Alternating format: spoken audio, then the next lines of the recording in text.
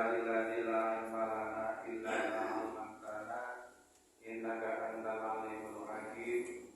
Asyhadu an la ilaha illallah ilahul awwalina wal akhirin wa asyhadu anna Muhammadan abduhu wa rasuluhu shadiqul wa'id amin.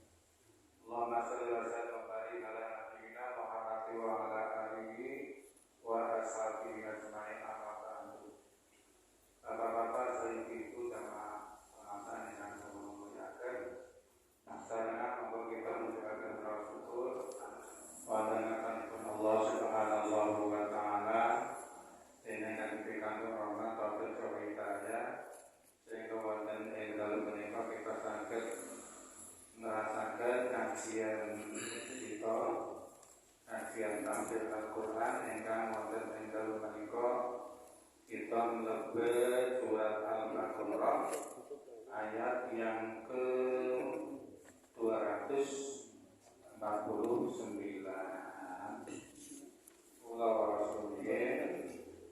A'udzu billahi minasy syaithanir rajim. Bismillahirrahmanirrahim.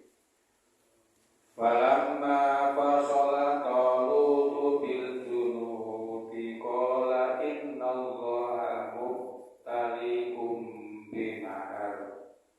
Faman syariba minhu falaysa minni wa man lam yat'amhu fa innahu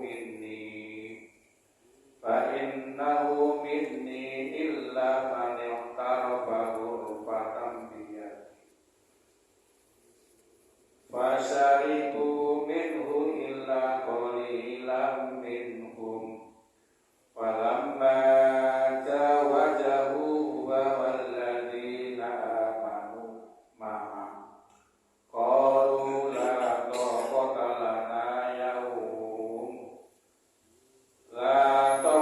lana al-yawma bijaluta biwajunuti qala alladzina yadhunnuna annahum mulaqullah kam min fi'atin qalilatin ghalabat fi'atan katsiratan bi'idznillah wallahu ma'as sabirin.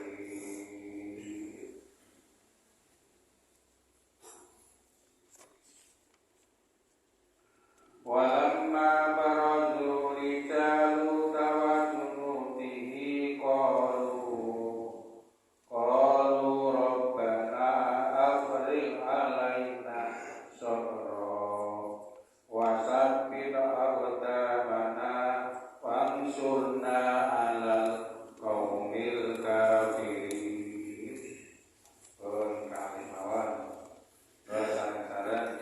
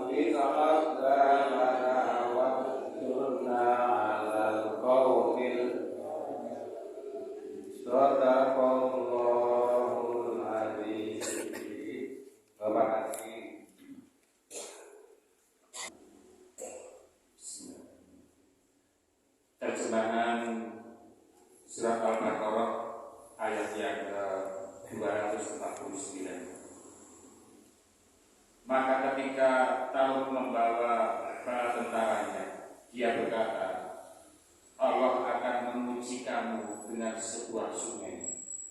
Maka barang siapa meminum airnya, dia bukanlah pengikutku. Dan barang siapa tidak meminumnya, maka dia adalah pengikutku, kecuali menciduk seciduk dengan tangan. Tetapi mereka meminumnya kecuali sebagian kecil di antara mereka. Ketika dia Talut dan orang-orang yang beriman bersamanya menyeberangi sungai itu, mereka berkata, kami tidak kuat lagi pada hari ini melawan Jalut dan bala tentaranya.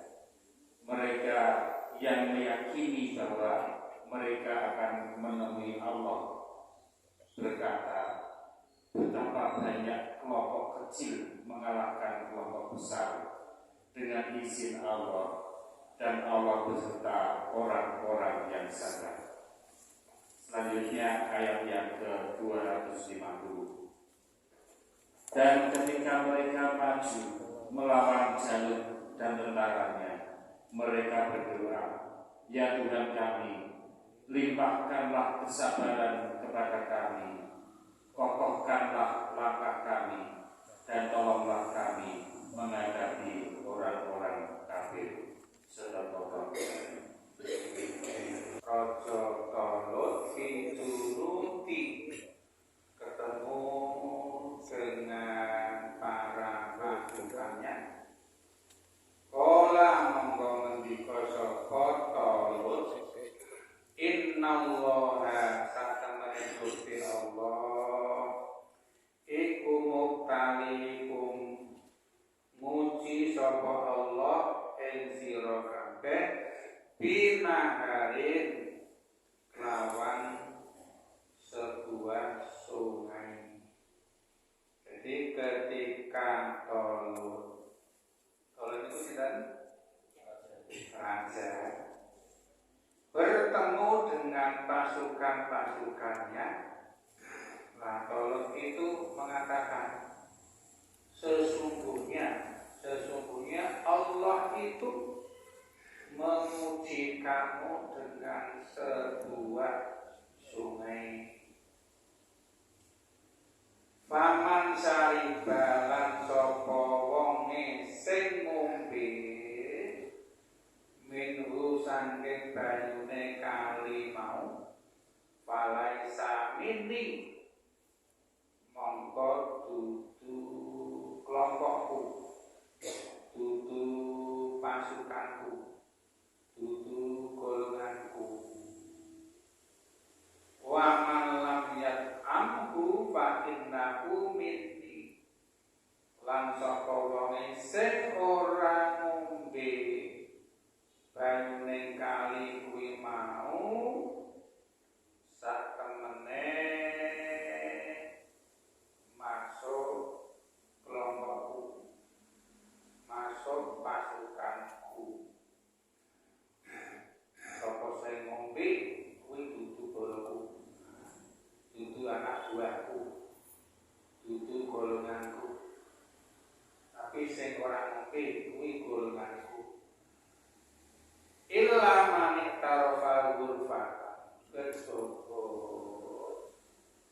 sing ngombe gursak calukan biati, ngombene gursak calukan. Nah, kuwi ijek termasuk golonganku. Masih ngombe ora diakoni tentarane. Nah, sing ora ngombe diakoni pasukane. Lan ngombe sithik tok, sak watok, ijek toleransi, ijek diakoni. Nah, ijek diakoni golongane, ijek diakoni kelompoke, ijek diakoni pasukane. Nah, inilah ujian yang akan dihadapi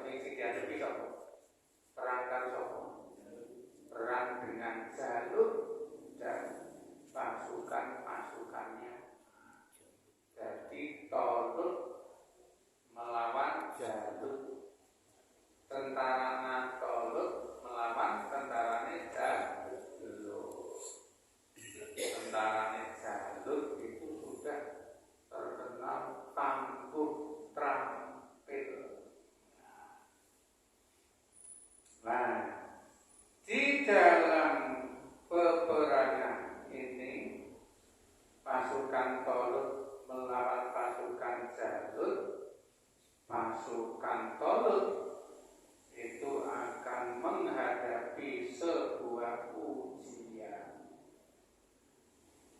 Nah, ujiannya apa? Allah akan menguji dengan sebuah sungai. Allah akan menguji dengan sebuah sungai. Hei, pasukanku, ini harus melewati kali. Tapi kali ini ojo dianggap sebagai rezeki. Tapi kali itu merupakan ujian bagi kalian. Oh, sing sokonge ngombe, kowe kudu pasukanku, kudu kelompokku, kudu balaku. Tapi kok tahan ora ngombe. Ya kuwi kelompokku. Tapi nak kepeksa ngombe nek gosip tok sak waktu ya wis iki tak akoni laku. Bapak Ibu, dalam keadaan haus mau mangkat perang mestine ya harus kepanasan. Dalam keadaan kepanasan, dalam keadaan haus, kok ketemu kali, ketemu banyu, sapa sing ora kemecer. Tapi kok nasibuk seneng neng kali kono, kuwi ngalamat perange gagal, ngalamat perange kalah. Nah ini pikirannya Tolut itu seperti itu. Iki liwati kali, mesti kuwi tentara kudu seneng. Ono sing kecek, ono sing ngopi. Nah terus dari orang pasukan kuwi ketumpul do seneng-seneng nang kali, lali tujuan semula. Lali tujuannya perang, menegakkan agama. Nah, maka diancam kalau Allah akan menguji kamu dengan sebuah sungai. Nak kowe ngombe, rasa mewah. Kowe kudu kelompok. Tapi nak kowe ngombe, kowe tetap kelompokku. Bersama-sama berjuang menegakkan agama Allah melawan Jalut dan pasukannya.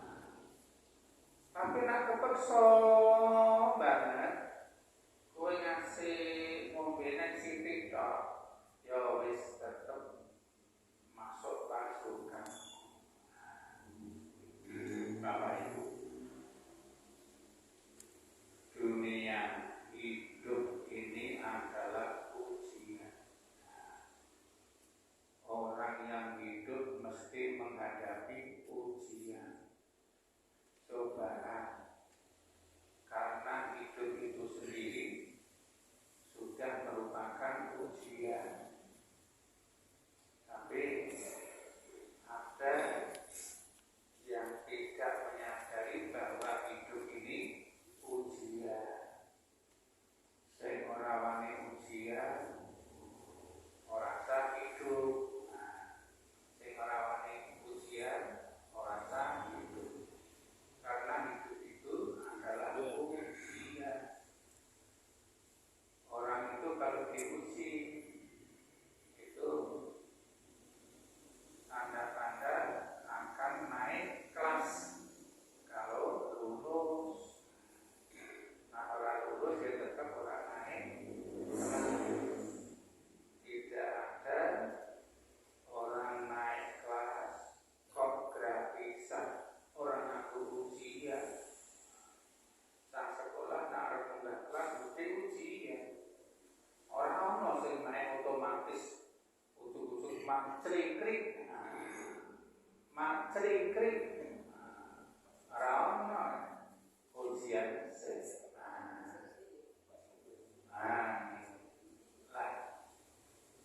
Lah ada yang menafsirkan ini kaitannya ayat ini dengan dengan ujian hidup itu apa? Ayat ini dengan kaitannya dengan ujian kehidupan apa? Nah, sungai di sini kali itu digambarkan sebagai kehidupan dunia, sebagai kehidupan dunia. Wahai manusia, kamu dilahirkan itu akan menuju sebuah perjalanan yang jauh. Wahai manusia, kamu dilahirkan di dunia itu akan menuju sebuah perjalanan yang jauh. Kamu jangan lupa tujuan utamanya. Kamu jangan lupa tujuan utamanya. Jangan melupakan tujuan utamanya. Goro-goro kamu ketemu dengan kehidupan dunia.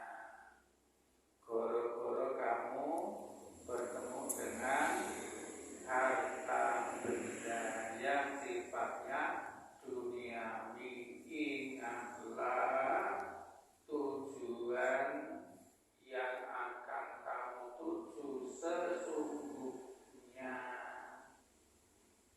Tujuannya begitu. Tujuannya kemana?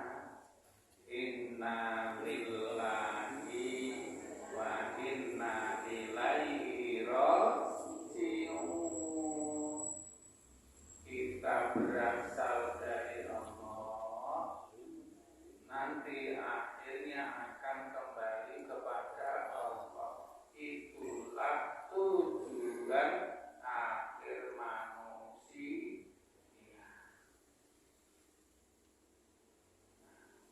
Jadi sungai itu digambarkan sebagai kehidupan dunia. Baik,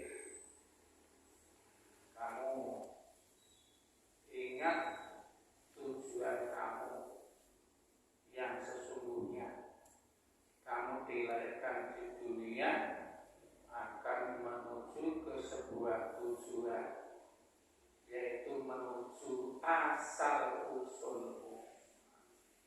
Jangan sampai kamu digoyahkan, tergoda di tengah-tengah perjalananmu, sehingga kamu melarikan tujuanmu yang sesungguhnya.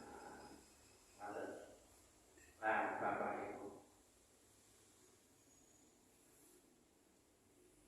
kembalinya manusia itu bertahap. Mau kembali ke asalnya itu bertahap. Asalnya kan orang ono, terus ono, go asalnya orang ono meneh, dari tidak ada menjadi ada, terus nanti menjadi tidak ada lagi, dari tidak ada menjadi ada satu. Satu kok terus boleh konsol dua. Dua kok belum cukup, terus bentuk anaknya menjadi tiga. Suami, istri, anak, telu. Bukan anak telu, tapi menjadi tiga.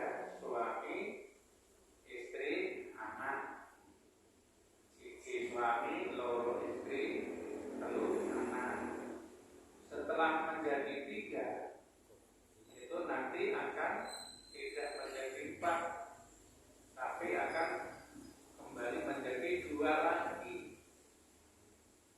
Tinggal anak-anak keluar kota, omah karek wong loro tok. Karek wong loro tok kuwi nak ora ninggal dhisik yo ditinggal dhisik. Nah, ditinggalkan siji suwe-suwe kosong, kembali tidak ada lagi. Jenengan katosaken kakane jenengan dulu mundur di dunia, terus lempit nenggur kakane bapake. Nah nanti setelah entuk kanca keluar dari kakane bapake, keluar dari kakane bapake, terbentuk kakak baru, keluarga baru. Nah, gue terus tambah isenan anaknya, terus anggotanya tambah. Lalu suwe-suwe anaknya kuwi do keluar dari kakaknya, wis karep wong tok. Kajunan tentu sing dirawat kakaknya kan. Tinggal dua padha karo anakku. Lalu loro kuwi kok karep sapa sing keluar dari kakak itu? Apa Pak Junarto apa Bu Junarto? Karek siji dan siji pindah titik dewe. Nah, baru ini terus suwe kakaknya selanjutnya. Itulah perjalanan manusia itu seperti itu. Nah, dalam rangka menuju ke situ, awake dhewe niku wis ana tanda-tanda akeh dilahirkan jadi bocah. Suwe-suwe ya kembali kaya bocah meneh. Suwe-suwe kembali kaya bocah meneh. Orang ngerti sapa? Cek cilik kan orang ngerti sapa-sapa. Cek cilik orang ngerti sapa-sapa. Orang paham sapa-sapa. Lagi bos-bos tua dia harus kembali orang ngerti sapa-sapa. Lawan Pak mertua kula niku karo bojone ora ngerti yo. Wis apa ora ngerti ibu iso. Malah ditekoki jenengan sinten. Ojo iki. Nah, kalau wis mulai ora ngerti sapa-sapa. Ora ngerti sapa-sapa. Mau pas layak protokol pirang-pirang telah kesempatan pulau di depan orang ngerti itu bisa apa pulau murid jenengan asal orang ngerti sopo-sopo saiki orang ngerti apa orang ngerti sopo-sopo meneh artinya kan kembali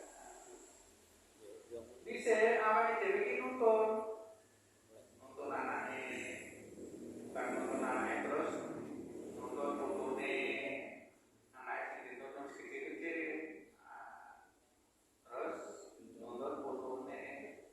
Kok akhirnya itu ya awalnya dewi sangat ditonton, untuk nyebrang di seberangnya.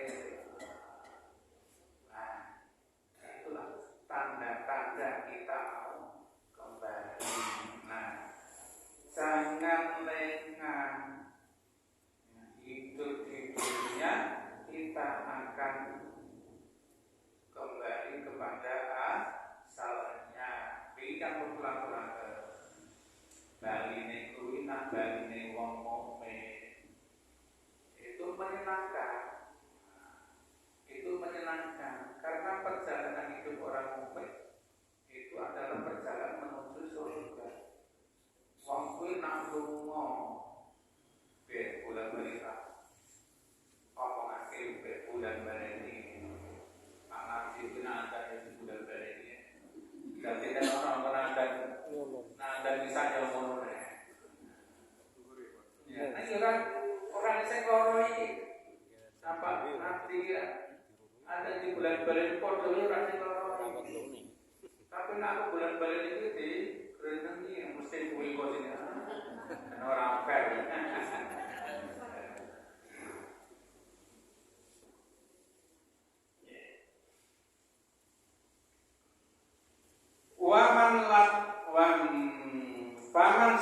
akala minhu falaisa minni wa man lam yat'amhu fa innahu minni. Jadi Allah menguji dengan sebuah sungai, barang siapa yang meminum air sungai itu bukanlah, maka bukan termasuk golonganku. Dan barang siapa yang tidak meminum, maka berarti masih dalam golonganku. Illa man tarafa zulfatan biyati.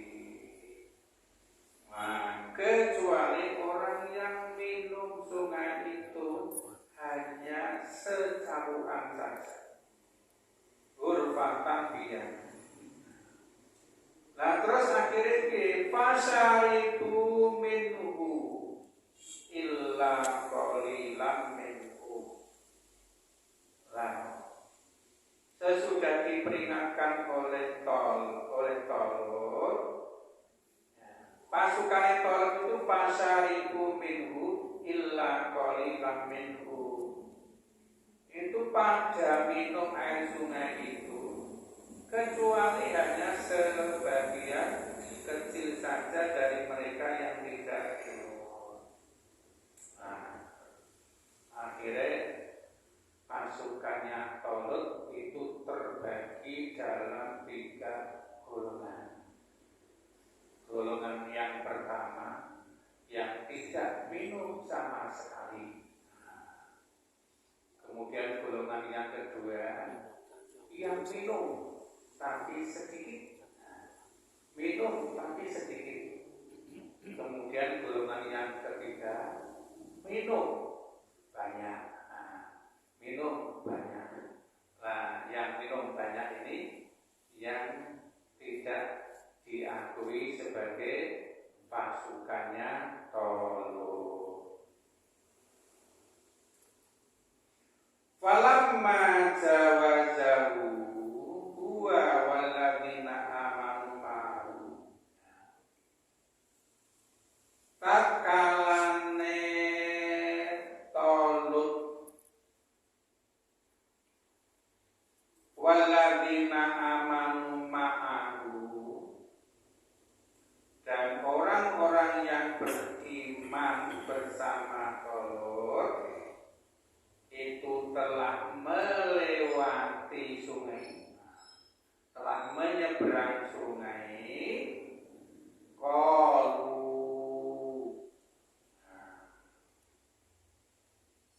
mereka pasukannya Tolut itu pada komentar, la taqata lana al-yauma bi Jaluta wa junudihi. Pada hari ini kami tidak ada kemampuan menghadapi Jalut dan tentara-tentaranya. Bosro sudah melewati sungai, menyeberang sungai, wis roh Jalut dan tentara-tentaranya. Mereka itu bakal komen, sungguh pada hari ini kita tidak ada kemampuan untuk menghadapi Jalut dan pasukan-pasukannya. Saking agai, saking gagai, ngerinya, ngeri. Kebanyakan pasukannya Tolut itu berkomentar seperti itu.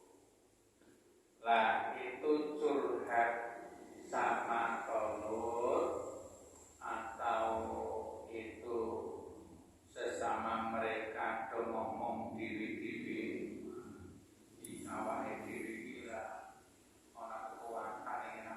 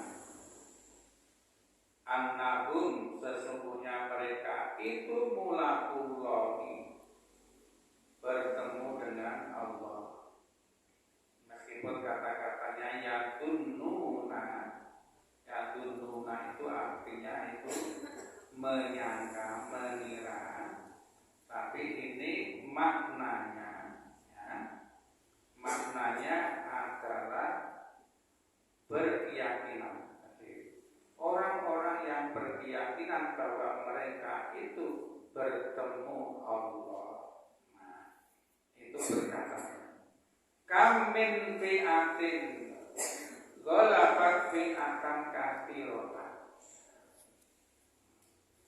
Jadi banyak kelompok yang sedikit itu bisa mengalahkan kelompok yang banyak. Bi'idnillahi, dengan seizin Allah. Jadi yang berhasil menyeberang sungai itu ada yang pesimis, ada yang optimis. Pesimis itu apa? Pesimis itu apa ya? Kalau orang berharapan. Pesimis. Pesimis itu apa ya? Keju. Ya. Ini kalau glopro. Yang glopro. Wong sing glopro. Jadi ada yang glopro, ada yang ada yang pesimis, ada yang optimis. Yang pesimis niku wau ucapane kita tidak punya daya untuk menghadapi Jalut dan tentara-tentaranya.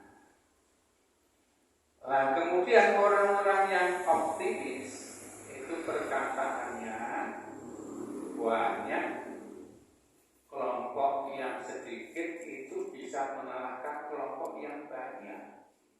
Sing sithik iso ngalahake sing akeh. Contohnya ketika menghadapi ketika terjadi perang Badar. Perang Badar itu perang antara pasukan mukmin yang dipimpin oleh Rasulullah menghadapi kaum kafir musyrik. Pada saat itu dari segi jumlah tidak seimbang.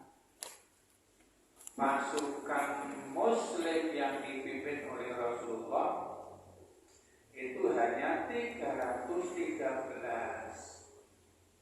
Sedangkan pasukan kaum kafir Quraisy itu jumlahnya ribuan.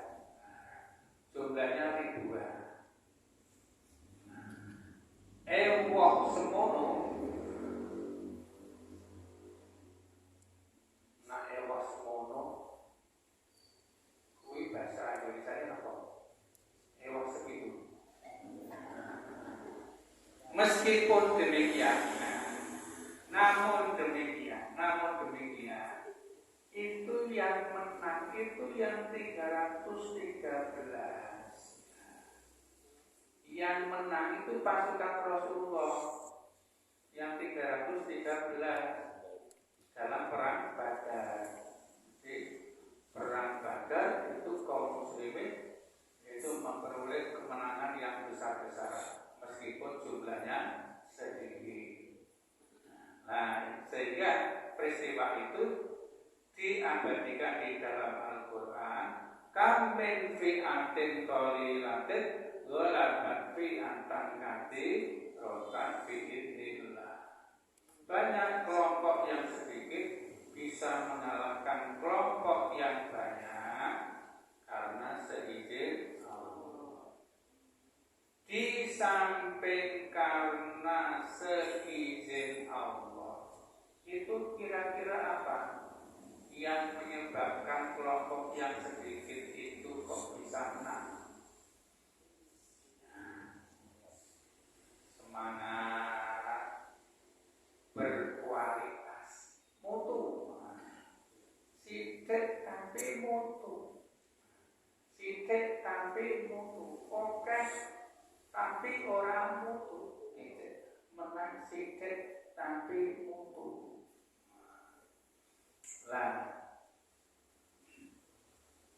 mila di dalam Al-Quran Allah itu menyuruh kita untuk beramal yang baik, bukan beramal yang banyak. Alladzi khalaqal mauta wal hayata liyabluwakum ayyukum ahsanu amala.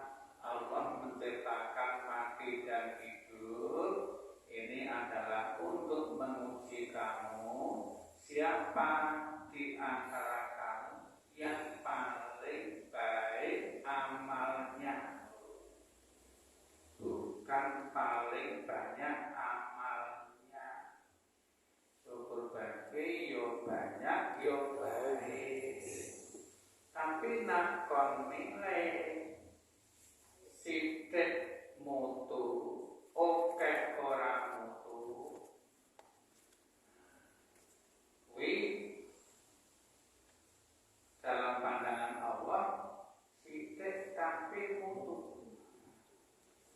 Yo nak ora yo oke tur mutu. Tapi nak ora kok meskipun sedikit tapi berkualitas. Kecuali nak pilpres, nak pilpres itu rasa mutu-mutuan, yang penting sing milih oke. Menang, sing milih oke menang. Ya, tukang pisang kalau guru besar hitungannya bodoh. Hitungannya bodoh, aku nak pilihan, nak pilihan. Ya. Lah kenapa? Ya. Yang berkualitas kok bisa menang? Ya karena yang berkualitas itu bisa membawa kuantitas. Nah, oke jumlahnya ini jenenge kuantitas. Nah, luwih apik iku jenenge kuantitas. Nah, Bapak Ibu. Oh, gambar contohnya kan. Solo 3.000 wong bakul. Cina karo wong Jawa niku oke putih. Wong Jawane karo Cinane oke putih. Oke Jawane nang sing gedhe le dagang. Wong Jawane karo wong Cinane kasih. Sikene kuat likan. Sikene kuat likan. Penduduk dunia berdasarkan sensus tahun 2010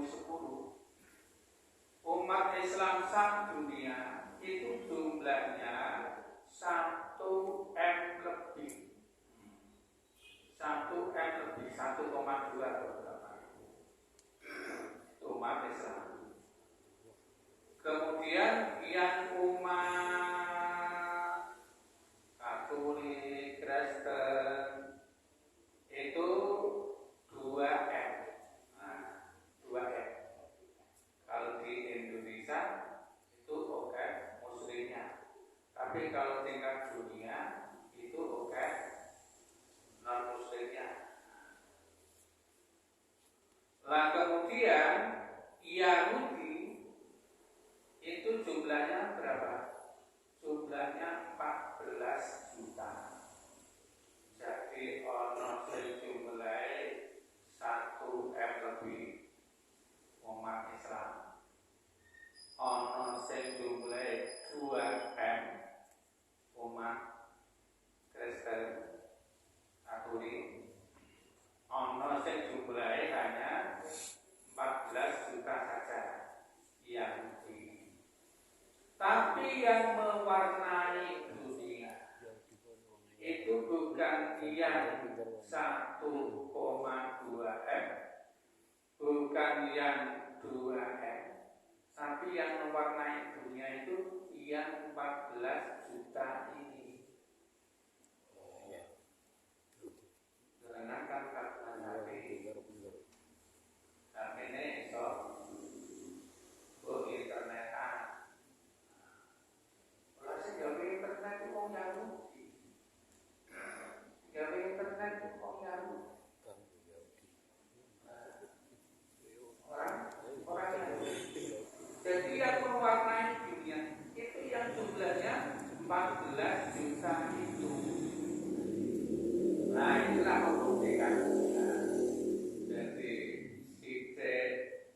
Neng Ape itu bisa mewarnai daripada oke neng orang Ape.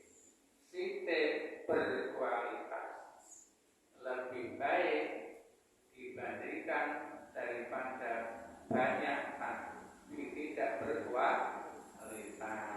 Nah inilah kamin fi'atin golabat fi'atan kasiratan bi'idnillah. Banyak kelompok yang sedikit bisa mengalahkan kelompok yang banyak karena berkualitas. Di samping itu atas seizin Allah. Nah, jadi sepindah malih pasukane Thalut berdasarkan sungai itu terpecah menjadi 3 golongan. Golongan pertama yang tidak minum, golongan kedua yang minum tapi sedikit, golongan yang ketiga yang minum banyak. Nah yang dikeluarkan dari kelompoknya Thalut itu yang golongan 1 dan 2. Nah kemudian dari golongan 1 dan 2 itu terbagi dalam 2 golongan lagi. Golongan apa? Golongan yang optimis, golongan yang pesimis. Golongan yang optimis itu meyakini bahwa nanti akan ketemu Allah. Ya, nanti akan ketemu Allah. Ya. Perang, yo mati. Orang perang, kok akhirnya yo mati. Perang yo tetap ketemu Allah. Orang perang, yo ketemu Allah kok mati. Nah, ini yang optimis. Nah, yang optimis pedomanannya walah oke. Sebalane sithik tapi iso menang. Iya oke. Ini pedomane. Tapi nek sing kelompok yang pesimis, kelompok keluar basa roh Jalut karo pasukane minder terus hari ini kita tidak ada kemampuan apa-apa menghadapi Jalut dan tentaranya. Nah ini adalah ucapan dari kelompok yang pesimis. Nah, oke.